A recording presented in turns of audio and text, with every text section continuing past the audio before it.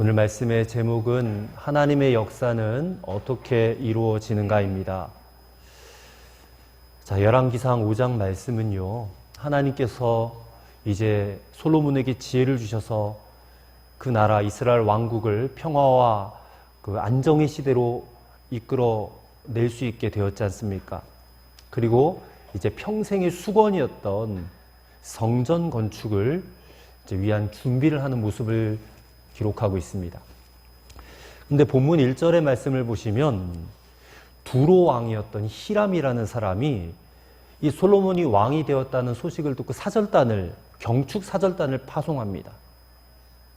이 히람이라고 하는 사람은 이 솔로몬의 성전 건축을 위해서 하나님이 예비해 두신 사람이라고 볼 수가 있습니다. 히람은 이스라엘보다 작은 두로라는 나라의 왕이었는데, 이 두로라고 하는 나라는 백향목을 수출하는 나라예요. 또 목재와 석재를 다루는 그런 기술자들, 장인들이 많이 있었다고 합니다.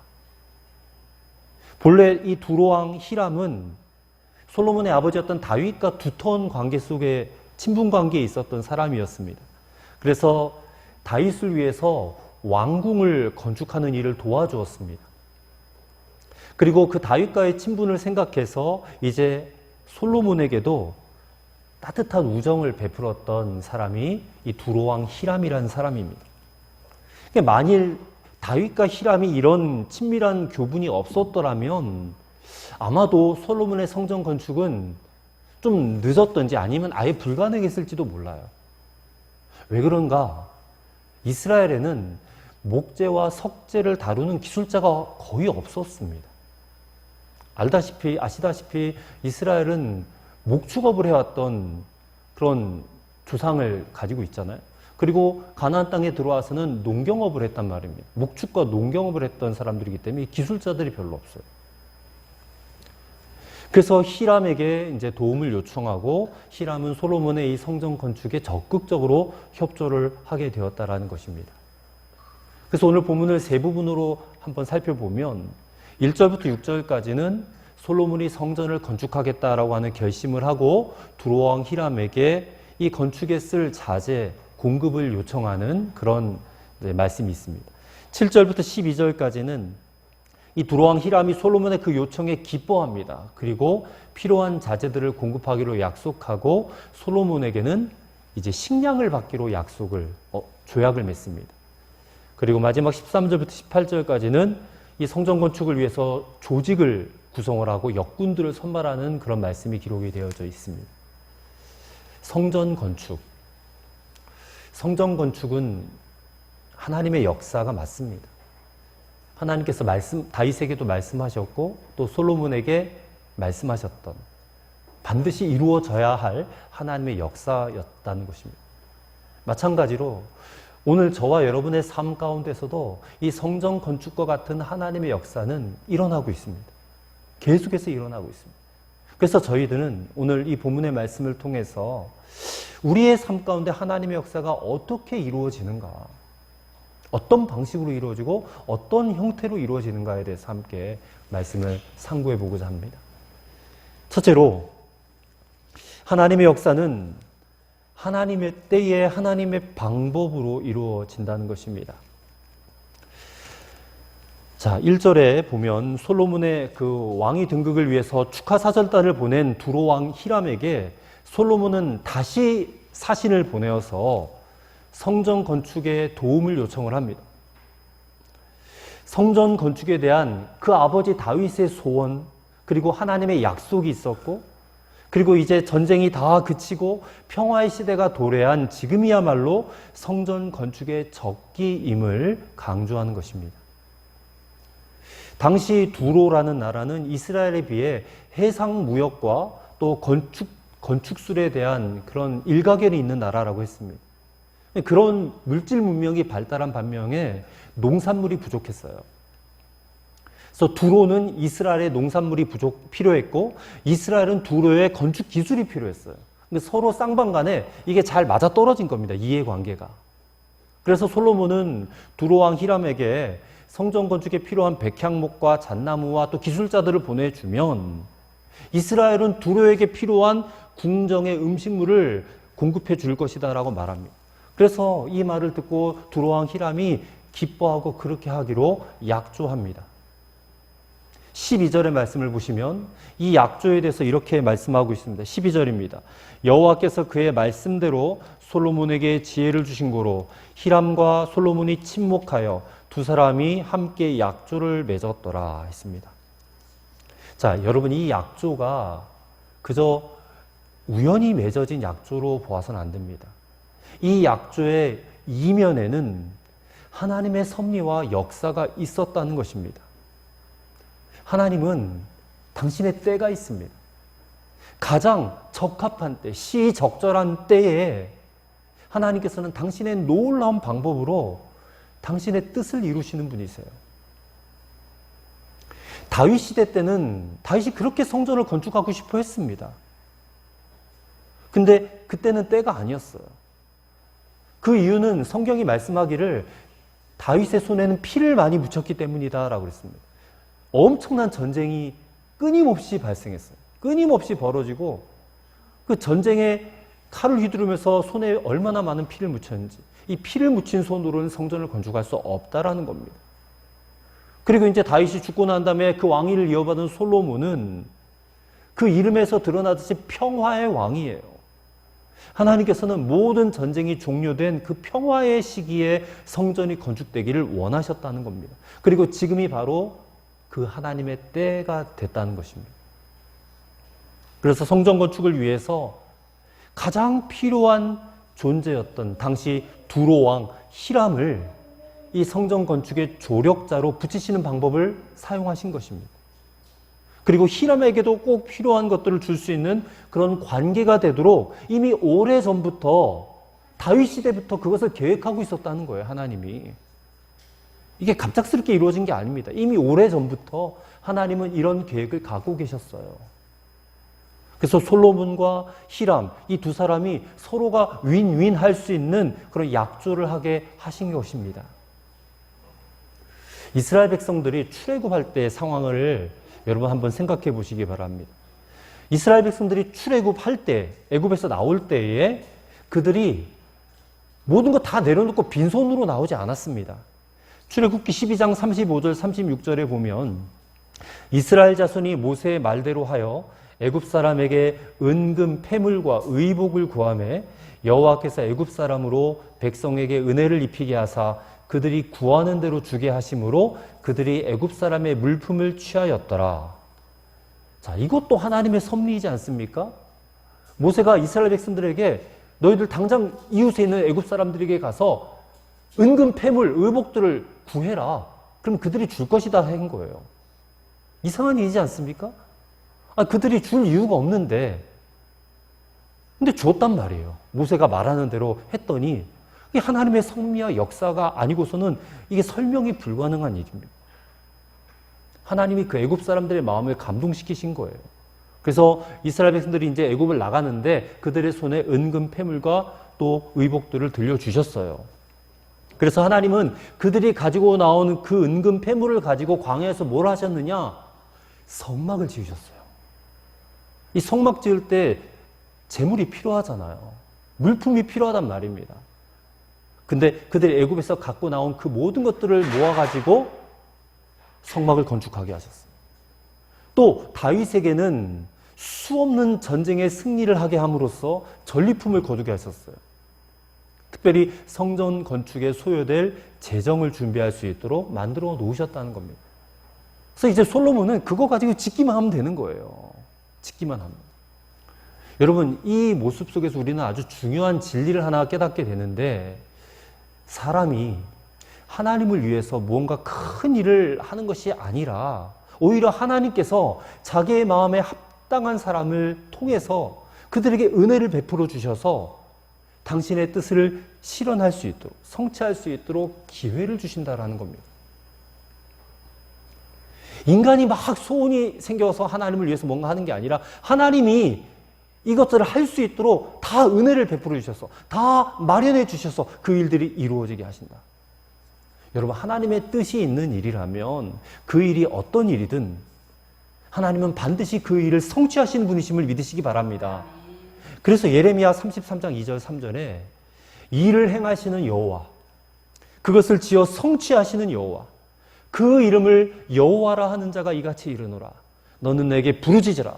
내가 내게 응답하겠고 내가 알지 못하는 크고 비밀한 일을 내게 보이리라. 이렇게 말씀하십니다. 그렇다면 이 모든 일들을 하나님이 하시는데 우리는 무엇을 해야 되나? 우리는 손 놓고 가만히 있으면 될까요? 아닙니다. 우리는 지금도 나의 삶을 통하여 당신의 뜻을 이루기 위해서 일하시는, 또 그것을 성취해 가시는 주님을 바라봐야 돼요. 주님을 바라본다는 것은 그분 앞에 나서 엎드려 기도해야 된다는 것입니다. 지금 당장 아무것도 변화되는 것도 없고 만져지는 것도 없고 뭔가 일어나는 일이 없는 것 같아도요, 여러분, 하나님은 우리 배후에서 계속해서 일하고 계세요. 역사하고 계시단 말입니다. 우리 눈에 보이진 않지만. 그래서 그것을 믿고 하나님 앞에 부르짖어 기도하면 예레미야 말씀처럼 내가 너에게 응답하겠고 네가 알지 못하는 크고 은밀한 일을 너에게 보여주신다고 약속하셨어요. 그 말씀대로 될 줄로 믿습니다. 그리고 또 한 가지 중요한 것은요, 우리가 하나님보다 앞서지 말아야 된다는 것입니다. 창세기에 보면 아주 중요한 교훈이 있어요. 아브라함이 아들을 주시겠다고 하시는 하나님의 약속을 받았어요. 근데 10수년이 되도록 응답이 없습니다. 그러자 그 아내 사라가 뭐라고 말합니까? 내 첩 하갈을 당신에게 첩으로 줄 테니까 하갈과 동침해서 아들을 낳자. 그래서 누구를 낳습니까? 이스마엘을 낳아요. 이스마엘. 하나님보다 앞서서 행한 거예요. 이 이스마엘이 하나님이 주신 약속하신 아들이라고 믿은 거예요. 그 결과가 어떻게 됐습니까, 여러분? 그 일 이후로 5,000년에 대한 지금까지 이스라엘은 그 이스마엘의 후예인 아랍 국가들로부터 고통받고 있잖아요. 끊임없이 중동에서 전쟁이 일어나지 않습니까? 아브라함이, 사라가 하나님보다 앞서서 행했기 때문에 그런 고통을 받고 있는 거예요. 또 야곱은 어떻습니까? 야곱은 어머니 뱃속에 있을 때부터 큰 자가 작은 자를 섬기리라. 그러니까 야곱이 축복을 받게 된다는 메시지를 이미 받았어요. 그냥 약속을 받았는데도 불구하고 너무 성급했단 말이에요. 아버지가 축복해 준다고 하니까 형 에서를 속이고 아버지가 기도해 주는 그 축복을 가로채 받은 거잖아요. 그것 때문에 그 형제 간에 얼마나 고통스러웠습니까? 야곱은 그 사건 때문에 집에서 살지도 못하고 외삼촌 집으로 피신 떠나서 거기서 또 외삼촌에게 엄청난 고통을 받아요. 그리고 그렇게 사랑했던 자기 어머니 리브가의 임종도 지키지 못합니다. 또 돌아올 때는 어땠습니까? 형 에서 만나는 게 너무 두려워가지고 야복강가에서 천사와 씨름하다가 환도뼈가 부러지는 그런 고통을 당하지 않았습니까? 이처럼 하나님보다 내가 앞서게 되면 내가 고통당할 뿐만 아니라 내 후손들도 고통을 당하는 일이 생긴다는 것을 여러분 꼭 기억하시기를 바랍니다. 주님은 나의 최고봉이라는 책을 쓰신 오스왈드 챔버스라는 목사님 계신데 그분이 이런 말을 했습니다. 미리 걱정하여 내가 알아서 하는 것은 하나님 앞에 무례하고 부적절한 것이다. 내가 앞서 행하다 보면 하나님의 주권과 섭리를 인간의 의지로 거스르는 일이 일어나기 때문에 여러분, 우리는 하나님보다 앞서지 말아야 합니다. 여러분의 장래의 문제도, 자녀들의 문제도, 여러분의 경제적인 문제들도 여러분 다 하나님께 맡기시기를 바랍니다. 그리고 우리는 무엇을 해야 되겠습니까? 우리는 오늘도 내일도 우리가 만나는 사람이 누구이든지 간에 그 사람을 지혜와 성심과 진심을 다하여 섬기는 자들이 되어야 될 줄로 믿습니다. 이 솔로몬에게 꼭 필요한 두로왕 히람을 하나님이 보내셨듯이 오늘 내가 만나는 그 사람이 누구든 간에 나에게 꼭 필요한 히람일 수 있지 않겠습니까? 또 반대로 생각하면 내가 만나는 그 사람에게 내가 히람이 되어줄 수도 있는 거잖아요. 하나님은 그런 인간관계를 통해서 역사하시는 분이신 줄로 믿습니다. 그리고 우리가 인간관계 속에서 성실과 정직과 또 진심을 다해서 그 아름다운 관계를 만들어내면 그 속에서 하나님의 역사를 보시게 될 줄로 믿습니다. 둘째로, 하나님을 향한 사랑의 열정이 전이될 때에 하나님의 역사가 이루어진다는 것입니다. 자, 1절의 끝절에 보면 이는 하람이 평생에 다윗을 사랑하였음이라 라고 했습니다. 자, 히람, 이 두로왕 히람은요, 다윗을 평생토록 사랑했대요. 이 다윗과 히람의 관계, 이것은 사무엘하 5장 11절 12절을 통해서 우리가 알 수가 있습니다. 두로왕 히람이 다윗에게 사절들과 백향목과 목수와 석수를 보내매 그들이 다윗을 위하여 집을 지으니 다윗이 여호와께서 자기를 세우사 이스라엘 왕으로 삼으신 것과 그의 백성 이스라엘을 위하여 그 나라를 높이신 것을 알았더라 했습니다. 다윗이 점점 강성해지는 것을 보고 두로왕 히람이 사절을 보내서 그의 궁궐을 지어줄 정도로 인간 다윗에게 호감을 느꼈어요. 근데 그 사무엘의 말씀을 보니까 인간 다윗에게 호감을 느끼는 것을 뛰어넘었어요. 이 두로왕 히람은 다윗과 함께 계시는 하나님의 위대하심을 알았다는 겁니다. 이 두로왕 히람은 이제 다윗의 뒤를 이어 왕위에 오른 솔로몬을 보고 그 지혜와 통치력에 감탄한 것이 아닙니다. 히람은 그 이면을 본 것입니다. 그래서 지혜로운 솔로몬을 다윗의 뒤를 이어 왕으로 삼으신 이스라엘의 하나님, 다윗의 하나님을 보고 그는 기뻐하고 찬양하고 있습니다. 7절의 말씀 보세요. 오늘 본문 7절입니다. 히람이 솔로몬의 말을 듣고 크게 기뻐하여 이르되 오늘 여호와를 찬양할지로다. 그가 다윗에게 지혜로운 아들을 주사 그 많은 백성을 다스리게 하셨도다. 자, 분명히 히람은 솔로몬도 아니고 다윗도 아니고 그 다윗이 뜨겁게 사랑했던 하나님을 분명히 느끼고 있었다는 말입니다. 여러분, 겨울에 뜨거운 난로가 있습니다. 그럼 난로가 이렇게 막 불이 뜨겁게 활활 타오르고 있으면 그 주변에 있는 물체들이 있을 거예요. 그 물체들은 그 난로에서 나오는 열기로 말미암아 뜨겁게 될 거예요. 그것을 열기가 전이 된다라고 하거든요. 전이 된다. 제 아무리 전도율이 낮은 물체라도 오랜 시간 그 난로의 열기에 노출되면 동일한 열기를 갖게 되기 마련입니다. 마찬가지로 하나님을 향한 열정에 불타올랐던 그 다윗은 그 열정, 하나님을 향한 열정이 주변에 이렇게 계속해서 전도된 거예요. 전이 된 거예요. 다윗의 그 열정이 두로왕 히람에게 전이 되었고, 다윗의 그 열정이 그의 신복들에게 전이 되었고, 다윗의 열정이 그 아들 솔로몬에게 전이 되었어요. 그래서 오늘 본문에서 이루어지는 이 하나님의 역사는 이미 오래전부터 다윗의 그 마음에 있던 하나님을 향한 불타는 열정이 그 주변 사람들에게 전이 됨으로부터 시작되었다는 것이에요. 여러분, 오늘 내 신앙을 이렇게 보여주는 척도는 굉장히 단순합니다. 그것은 나를 둘러싼 주변을 보면 알아요.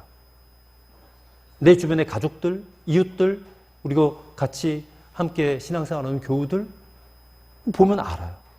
내 주변 사람들이 하나님을 향한 열정으로 뜨겁다면 나는 하나님의 열정을 간직한 사람이에요.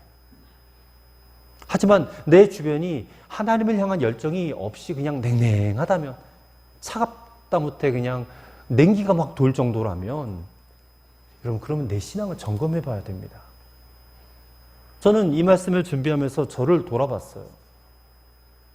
제 가족들이 있고 여러분들이 있습니다. 저랑 가장 가까운 분들이에요. 여러분들이 교회에 출석하시면서 저의 목회와 또 설교를 들으시고 여러분 마음에 정말 하나님을 향한, 또 교회를 향한 그런 신앙과 열정이, 그 말씀에 대한 열정이 막 뜨거운 상태에 계시다면 저의 신앙과 목회는 지금 바른 길로 걸어가는 것이 맞을 것입니다. 근데 그러하지 못하다면 저는 저의 신앙과 목회를 다시 점검해 봐야 될 그런 필요가 있습니다. 다윗의 열정은 두로왕 히람에게 전이 되었습니다. 그래서 히람이 다윗을 사랑하였다고 본문에 기록될 정도로 큰 호감과 애정을 갖게 된 것입니다.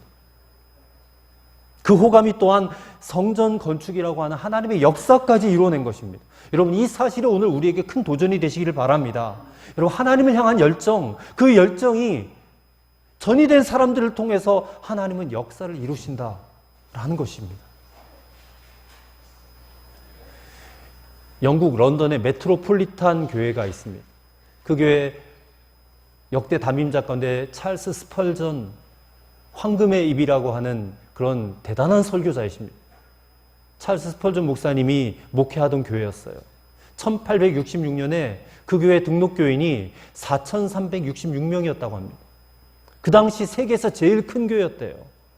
근데 하루는 스펄전 목사님이 성도들에게 이런 말을 했다고 합니다. 사랑하는 형제 자매 여러분, 주님을 향해서 가슴이 뜨거운 사람 12명만 있다면 이 런던의 삭막하고 고독한 환경을 기쁨이 충만한 곳으로 바꿀 수 있습니다. 그러나 4,366명이 있다고 할지라도 전부가 다 미적지근한 성도라면 아무것도 할 수 없을 것입니다. 요한계시록 3장 15절에 라오디게아 교회에 대한 주님의 책망이 나옵니다. 내가 내 행위를 아노니 내가 차지도 아니하고 더웁지도 아니하도다. 내가 차든지 더웁든지 하기를 원하노라. 요한계시록 주님의 그 책망을 받았던 교회들 가운데 이 마지막 교회였던 라오디게아 교회는 차지도 뜨겁지도 않아서 토해버리고 싶은 교회라는 책망을 받았어요. 이 라오디게아 교회는 부유한 교회였습니다. 자기 스스로는 부유하고 부족한 것이 없다라고 하지만 오늘날로 말하면 대형 교회예요. 돈이 철철 흘러넘치는 교회입니다. 그런 교회였는데 사실은 하나님 보시기에는 곤고한 교회예요. 가련한 교회예요. 그리고 도리어 가난한 교회였습니다. 벌거벗은 교회였어요. 영적 불감증에 그냥 사로잡힌 교회였단 말입니다. 여러분, 오늘 우리가 함께 세워나가고 있는 우리 충주 빛의 숲교회는 어떤 교회입니까? 주님 보시기에 차지도 뜨겁지도 않아서 내가 너를 토해버리고 싶다라고 하는 그런 교회가 되고 만 건 아닙니까? 저는 저와 여러분의 가슴 속에 하나님을 향한, 우리 주님을 향한 열정이 막 불타올라지게 되기를 간절히 소망합니다. 정말 그런 교회가 되기를 소망해요. 하나님을 향한 열정이, 교회를 향한 열정이 여러분의 마음속에서 충만하다면 여러분 반드시 우리 교회는, 또 저와 여러분은 이 세상을 변화시켜낼 줄로 믿습니다. 우리는 그런 비전을 가지고 살아가야 될 자들이에요. 우리가 살고 있는 이 충주 땅을 변화시켜낼 그런 교회가 되어야 될 줄로 믿습니다. 여러분 주변에 선한 영향력을 끼치게 될 줄로 믿습니다. 그래서 결국 하나님의 큰 일도 감당하게 될 줄로 믿습니다. 저는 오늘 저와 여러분의 마음에 하나님을 향한 거룩한 열정이 불타오르시게 되기를 간절히 축원합니다. 그래서 여러분 주변에 있는 사람들이 하나님이 주신 열정으로 뜨거워지게 되기를 바랍니다. 그 열정이 특별히 여러분의 자녀들에게 전이되기를 바랍니다. 그래서 여러분의 자녀들을 통해서 믿음의 가정과 가문이 계속해서 이루어지게 되기를 축원합니다. 여러분의 가정, 직장, 사업장, 일터 가운데 이런 하나님의 뜨거운 열정이 일어나서 하나님의 놀라운 역사를 성취하실 수 있게 되기를 간절히 축원합니다. 세 번째로, 보이지 않는 성전 건축이 더 중요함을 알아야 한다는 것입니다. 13절의 말씀을 보시면 이에 솔로몬 왕이 온 이스라엘 가운데에서 역군을 불러일으키니 그 역군의 수가 3만 명이라 했습니다. 이스라엘 전 역에서 3만 명의 역군을 불러일으켰습니다. 이들이 하는 일은 14절에 기록되어 있듯이 레바논에 가서 한 달씩 돌아가면서 벌목하는 일이에요. 근데 솔로몬이 3만 명을 다 보내는 것이 아니라 세 대로 나누어서 한 달씩 돌아가면서 일하게 했습니다. 그래서 한 달은 레바논에 가서 벌목하고 두 달은 집에서 쉬고. 굉장히 지혜롭죠? 한꺼번에 투입하면 일이 더 빨리 할 수 있을 것 같은데 그렇게 하지 않고 일꾼들을 배려한 것입니다. 또 일도 효율적으로 할 수 있게 한 달 일하고 두 달 쉬게끔 그렇게 일하게 했다는 것이죠. 그 다음에 짐을 나르는 사람 7만 명과 또 산에서 돌을 뜨는 석공 8만 명을 준비시켰습니다. 그리고 이 모든 역사를 감독하는 3,300명의 사람을 두었습니다. 그래서 본문 18절의 말씀처럼 제목과 돌들을 아주 효율적으로 체계적으로 갖추게 만들었습니다. 이제 성전 건축의 모든 만반의 준비를 다 갖춘 것입니다. 이 모든 준비의 과정 가운데 하나님의 역사와 섭리가 있었어요. 근데 이제부터가 중요하다는 것입니다. 이제부터가. 정말 중요한 것은 눈에 보이는 것들이 아니라 눈에 보이지 않는 것들이 중요하다는 것입니다. 예수님께서 너희가 이 성전을 헐라 내가 사흘 동안에 일으키리라 하셨습니다. 이 말씀은 예루살렘 성전을 청결케 하시던 예수님의 말씀이셨습니다. 너희가 이 성전을 헐라 내가 3일 만에 일으키리라 하신 이 말씀의 본래의 의미는 예수님 자신이 바로 하나님과 대면하고 예배할 수 있는 성전으로 오셨다라는 그런 말씀입니다. 십자가에 죽으시고 부활하심으로 예수님이 진정한 성전이 되셨고 눈에 보이는 성전은 이제 무효로 만들어버렸습니다. 그리고 예수님 자신이 이제 친히 보이지 않는 성전이 되셨다라는 것입니다. 그래서 여러분, 우리가 신약시대를 살고 있기 때문에 이 예수님이 성전 되심을 믿고 예수님을 마음에 영접한 사람들도 성전이 되는 것입니다. 그래서 사도 바울은 고린도전서 3장 16절 17절에 이렇게 말씀했습니다. 너희가 하나님의 성전인 것과 하나님의 성령이 너희 안에 거하시는 것을 알지 못하느뇨. 누구든지 하나님의 성전을 더럽히면 하나님이 그 사람을 멸하시리라 라고 했습니다. 사도 바울이 우리를 일컬어서, 우리의 몸을 일컬어서 하나님의 성전이라고 말했습니다. 성전이 무엇입니까, 여러분? 성전은 하나님의 집입니다. 하나님의 집은 뭐 하는 곳입니까? 하나님이 들어오셔서 사시는 곳입니다. 성전, 곧 하나님의 집은 하나님께서 들어가셔서 사시는 집이라는 겁니다. 그렇다면 우리 몸이 성전이라는 것은 무엇입니까? 우리 몸이 그저 썩어져 없어질 몸뚱아리가 아니라 하나님께서 들어와서 사시는 거룩한 집이 되었다 그 말입니다. 저와 여러분의 이 몸이 하나님이 들어와 사시는 거룩한 성전이 되었음을 믿으시기 바랍니다. 여러분, 예수님을 믿는 성도들은 다 하나님의 성전입니다. 그래서 오늘 성전을 건축하라고 하신 하나님의 말씀은 곧 너희 몸을, 너희 자신을 세우라라는 말씀으로 들으셔야 된다는 것입니다. 성전을 더럽히지 말고 깨끗하게 하라는 말씀은 성전이 너의 몸을 깨끗이 하라 그 말씀입니다. 그래서 우리는 우리의 몸이 성전이라는 이 사실을 알았다면 우리가 우리 몸을 함부로 하면서 살 수 없는 것입니다. 우리의 몸이 거룩한 성전이라 했는데 우리의 몸에다가 담배 연기를 집어넣고 우리의 몸에다 독한 술을 집어넣고 우리의 몸에다가 우리의 마음속에다가 여러 가지 부정적인 생각들과 감정들과 악한 생각들을 품고 산다면 우리 안에 들어와 사시는 하나님께서 이것을 어떻게 참고 계시겠느냐는 거예요. 어떻게 하나님이 그것을 내버려 두고 계시겠느냐 말입니다.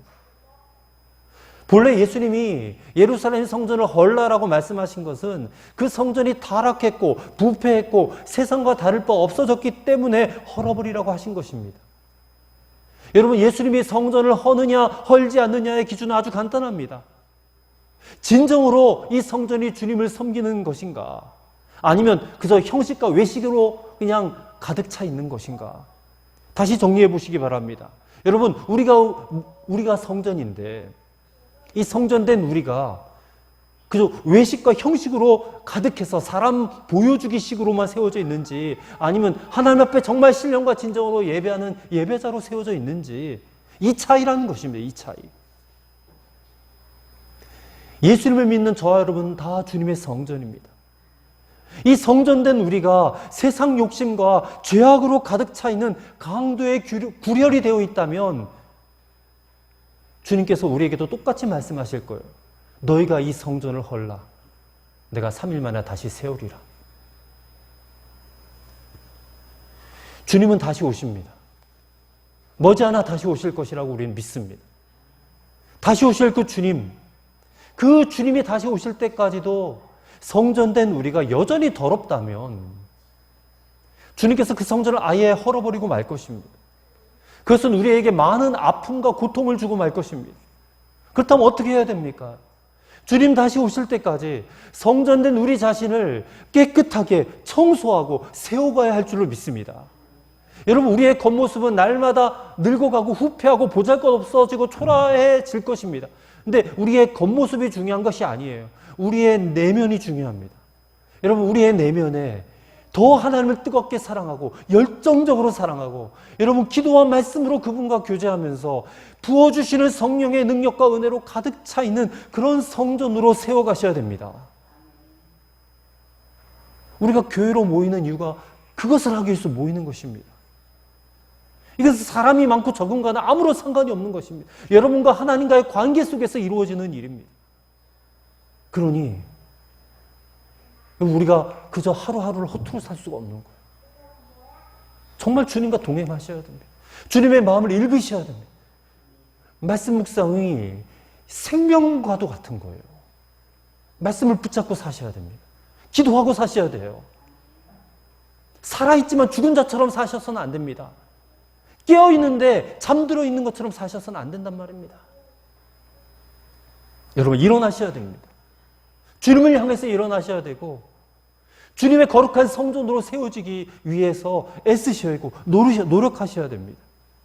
그래서 주님이 세워가시는 거룩한 성전이 다 되셔야 할 줄로 믿습니다.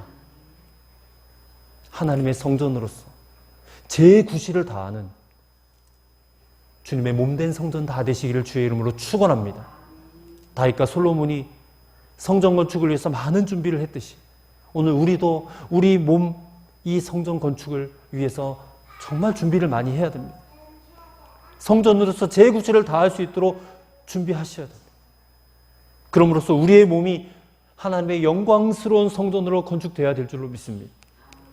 우리가 젊든 늙었든 예수 믿는 모든 성도들은 영광스러운 하나님의 성전이 다 되어야 될 줄로 믿습니다. 그것이 우리의 사명이에요. 오늘 이 사명을 잘 감당하실 수 있는 여러분과 저가 되기를, 우리 빛의 숲교회가 되기를 간절히 축원합니다. 기도하시겠습니다. 하나님 아버지, 지금도 우리의 삶을 통하여 당신의 선한 뜻을 이루고 일하시고 성취해 가시는 주님을 바라봅니다. 우리 주변에서 일어나는 일들과 만나는 사람들을 통하여 일하시는 하나님을 소망합니다. 하나님 때에 하나님의 방법으로 역사하옵소서. 또 우리에게 하나님을 향한 열정이 주변 사람들에게 전이 되기를 원합니다. 우리 삶의 전 영역에서 하나님을 향한 열정이 전이 되게 하옵소서. 우리의 냉랭한 가슴에 하나님을 향한 불타는 마음이 허락되어지게 하여 주옵소서. 어떠한 상황 속에서도 하나님을 향한 열정이 넘쳐나게 하여 주시옵소서. 그리하여 솔로몬이 성전 건축에 온 마음을 다하여 준비하였듯이 우리는 우리의 몸이 바로 성전인 것을 깨닫고 우리의 몸을 아름다운 성전으로, 거룩한 성전으로 건축해 나가는데 마음을 다하게 하옵소서. 예수님의 이름으로 기도드리옵나이다. 아멘.